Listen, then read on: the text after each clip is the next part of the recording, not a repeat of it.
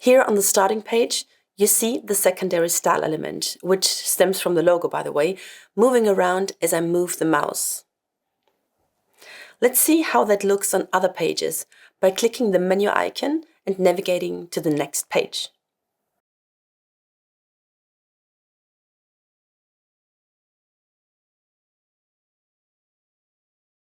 Okay, let's see the next page.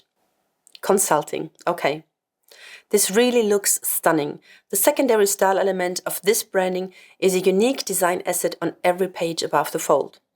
What makes this effect so special, though, is how it is implemented on the website. It seems like as if the red element is placed behind the building, but somehow it is still part of the image, which creates an interesting 3D effect. Let's check out how we set this up in the Wix Studio editor. Let's check out the layers on the starting page. When opening the Layers panel in the left sidebar, we see this section called Above the Fold.